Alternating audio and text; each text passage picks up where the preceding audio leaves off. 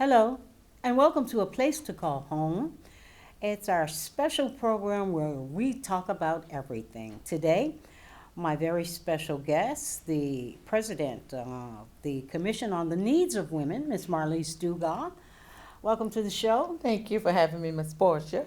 It is good to have you here to talk about a very special upcoming event. Yes, And we understand that the month of April is Sexual Assault Awareness Month. it is. And why this topic and why this freedom rally that's going to take place? Well, because, sexual assault is so near and dear to my heart because it's my personal testimony, my personal story, my story of overcoming. I say my mess that became my message, my pain that became purpose. It's a time in my life that I'd like to Yes. forget, but sometimes you never forget. That's right.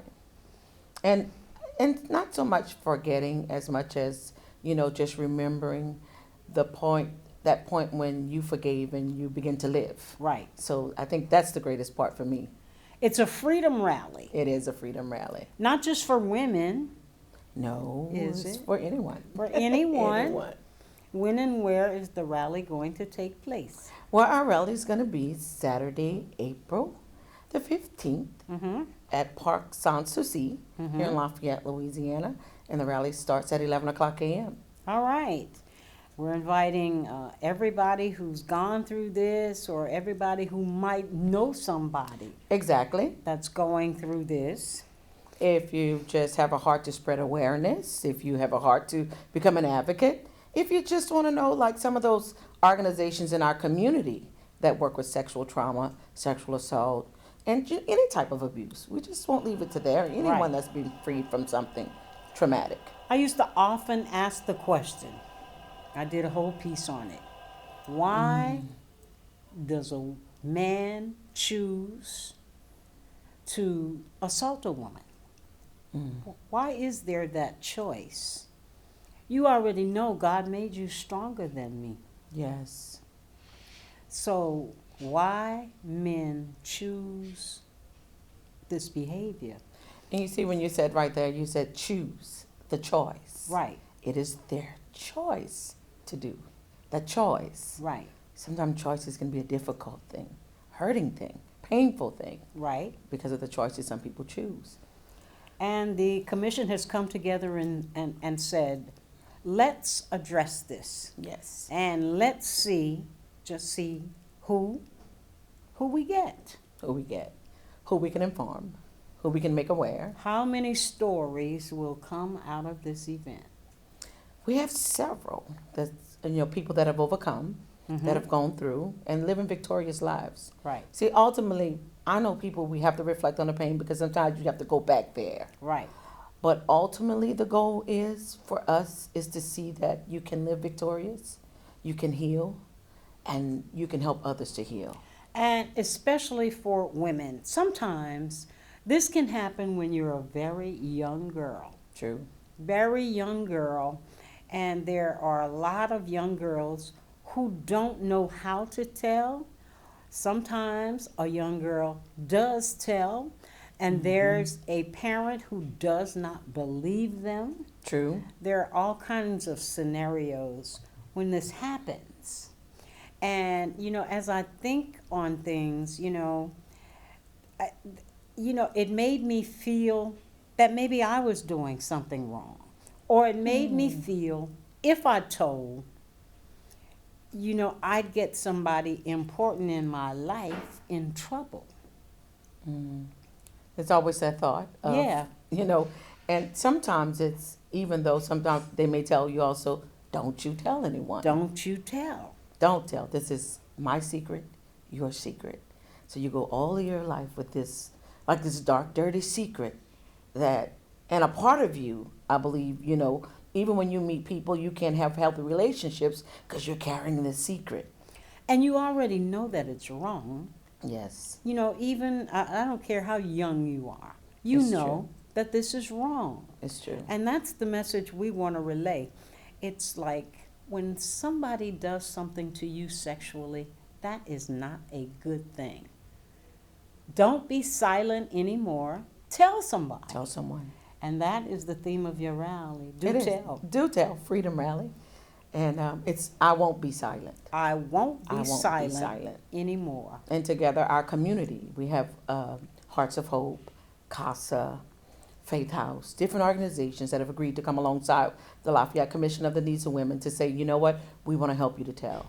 We want people to know, because a lot of times, I know for me, I'm just going to go back when I was a little girl. I was in school. It was happening to me. And it happened with me with more than one family member. And at the time, my teachers just thought I was loud, I was boisterous, I was just out of control. I had these spurts of anger. My mom took me to the doctor because I was a bedwetter till I was an old age. But all of those are symptoms, signs that something is not right. And I remember my 5th grade teacher, Miss Cart. She just thought I was loud. She just thought I was just, disobedient and just didn't follow instructions, but never took the time to say, wait, maybe something's wrong. Why is she acting out like this? To me, and I was an honor roll student, but I had F's in conduct. So, it's like maybe there is something. And I remember one day I was just so out of control. She taped my mouth with that gray tape. So I was acting out because of the pain that I was suffering. But nobody really recognized. And until I got an old age, I carried that secret till one day, I was like, no, I can't do this anymore. So, what's so incredible about it, because the thing that... And who did you tell? Who did I tell? The first person that I told, I believe, was a friend of mine. I take that wrong. My children's uncle. Mm-hmm. I told him because he was my best friend. And he was like, Lise, you got to tell someone. But I didn't want to tell. So the next person that I told, by this time I was in college. And I had my first boyfriend because he was a football player at LSU. And I ended up telling him.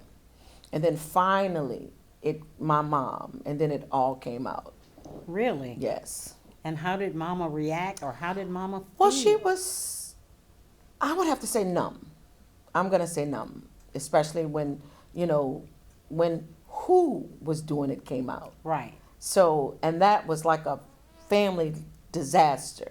But through the process of it all, some of the things I guess I'll never have the questions to understand, how, why. But then at the end, when everything is settled, I see why, my mom was willing to work out the relationship with my dad. I see why, through forgiveness, my dad and I was able to heal and mend our relationship. I mean, that's a powerful thing. It was. And a powerful statement. It was. And when I tell you, when I got to look back, Portia, and I saw, because it's like the Lord took me through a timeline. And he says, do you think your story started that first night you were touched? And I just thought about it. He says, you'd have to go further than that. So he took me like this reversal of time. And he took me back as if I was sitting in Genesis. And he says, in the beginning, God created. Everything was perfect. Then man fell. He says, there's the beginning of your story. For the fall. Because it was sin. And he says, all have sinned and fallen short of the glory of God. And it took the focus off of my dad. And I was able to pinpoint the focus of the sin, the fall. He says, are you perfect? I said, no. Have you hurt people? Yes. He says, you don't get to categorize what it is. Sin is sin. Sin is sin. And when I saw that, it was like this, like this weight, he says, do you think if he was not under the pressure, under the fall in sin and iniquity, that thing that was passed down?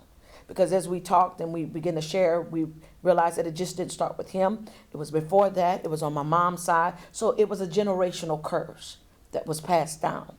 But now I was able to take the blame off of him and put it where it needed to go, the enemy. Because his job is to steal, to kill, and destroy. So it was up to me to decide that God had come to give me life and life more abundantly. And as with anything, the born-again experience begins with what? asking for that forgiveness. So if I was going to release him, I'd have to accept the forgiveness. And that is so hard for a lot of people to do. We're talking about Sexual Assault Awareness Month, the Freedom Rally that's coming up. It's going to be happening April 15th here in the Yes. city at Park Sanssouci. And, you know, Marlise, we're talking about asking people not to be silent That's right. and to do tell. Yes. And I thought about that. This may go back years and years and years where you can get that kind of freedom that you yourself got. Yes. And who knows what might become of these things. We You're read right. about it all the time. You know, when I was a little girl, this happened to me.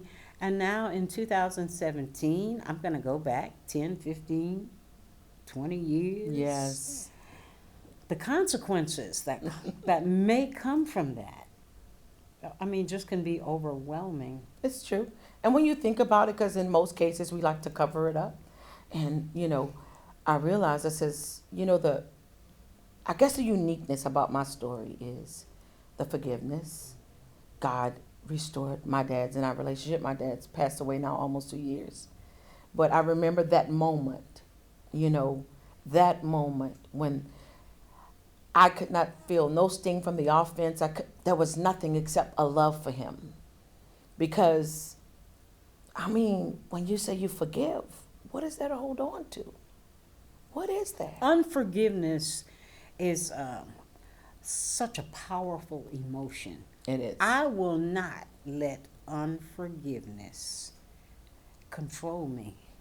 You said the thing, control. That's right. That's right. And I tell people this all the time. How come you just can't reach down, especially family? You can't just reach down and forgive. And you know what they say? I'm not like you. They tell me that all the time. I'm not like you. It's Portia, is so funny because like some of my friends that seen me with my dad, and if anyone met my dad, he was the most loving person, giving person. He would give you the shirt off his back. But he had a sin issue. And I remember that day he says, if I could go back and undo what I did, I would. He says, but at that moment, he said, I was sick. But when Jesus came into his life, his favorite song was, I am redeemed, bought with a price. Jesus has changed my whole life. If anybody asks you just who I am, you tell them, I'm redeemed. And at that moment, the Holy Spirit took over. He says, he was not the man that did that to you. Because when I came in, he says, if any man be in Christ, he's a new creation. So I couldn't hold on to the unforgiveness that the old man did, because this was a new man who says, I know in your mind you can remember, but I'm not that man. Jesus paid the price for this. That is so powerful. And that freed me. That's the message that God has given me to share with the world. You can heal from this. And people would see me and my dad, and just like you and I, that's how we were. And they couldn't understand because, I was the only girl, so I was his favorite. I was the only girl, too. So, but my friends that were born again for years, it's like, I don't know if I could do it. And if I could go back in time, when my dad passed away, we realized that our daddy was a man. My mom didn't know what it was to pay bills. He worked, he provided for us, but he had a sin issue, and that happened to be it. And I had issues in my life that I had to ask God to forgive me from. And, I want people to know that you can heal. You can live. Because for a long time, I thought I had forgiven, but I hadn't. I was still holding on to it. So for any young woman, old woman, who might be listening or seeing us today, what would be your message? Well, my message would be that, you don't have to stay in unforgiveness. You can heal. And no matter how tough it was, how hard it was, who did it, you can find that place within yourself where you have to just be willing to let it go. And there are some women who will say to us, Can't do it. I can't do it. I can't let it go. I know.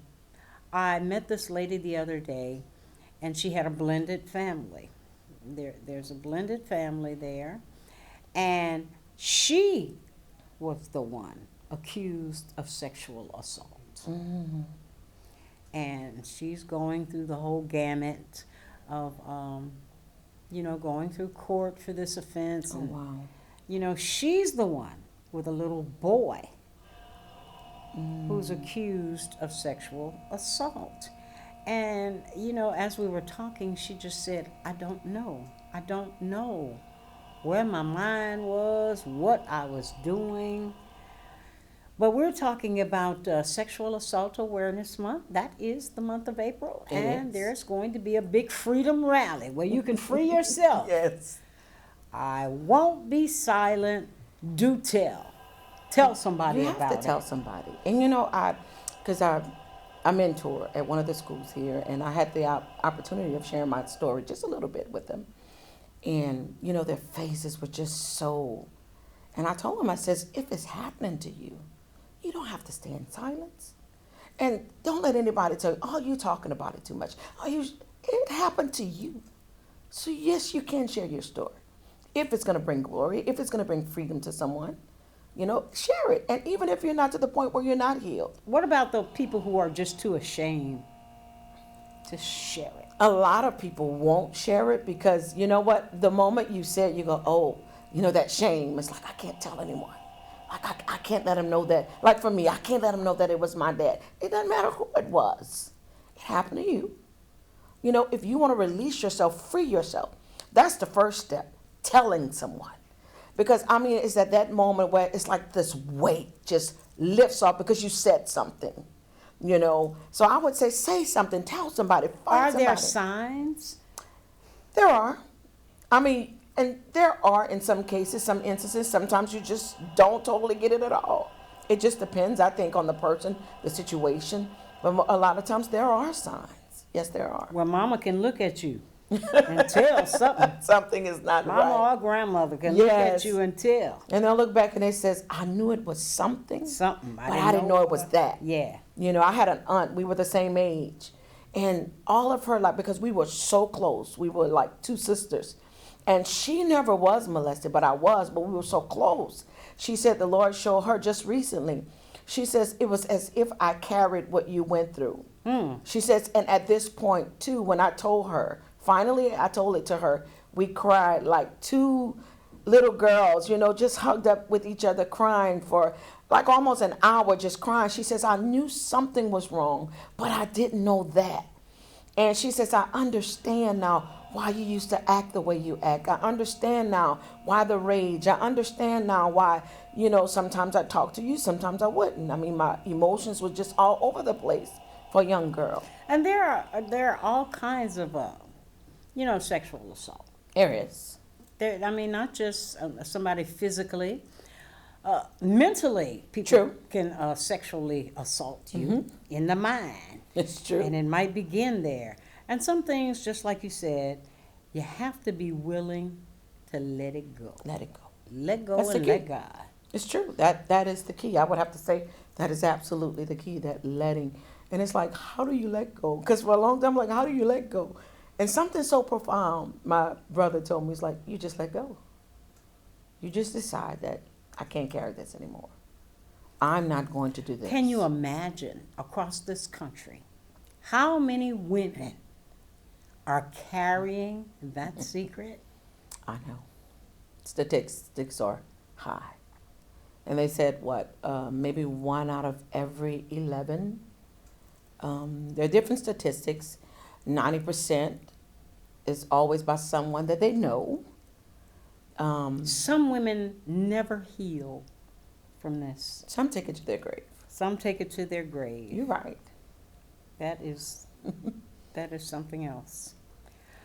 Marlise Dugas, the Commission on the Needs of Women. We are talking about the month of April being Sexual Assault Awareness Month. A Day of Hope will happen with their Freedom Rally April 15th at Park Sans Souci. And what time? It's going to be at 11 o'clock. On a Saturday? Yes. 11 o'clock in the morning. Come out and bring your umbrella, be comfortable, Bring wear a some chair. tennis shoes, bring your Yes. chairs, and come out and Get information. hear some stories and some testimonies, and you may just have your own that day. Yes, and we're, Hearts of Hope is going to be there again. I says we can find out what's actually happening. If you know someone, it's like, well, if it's going on and I find out, who do I call? What about people living in that situation and just don't know a way out? There is hope. That's It what I is. want to say. It is. You don't have to live that way. It is. And the first, was like, who do I call? Where do I call?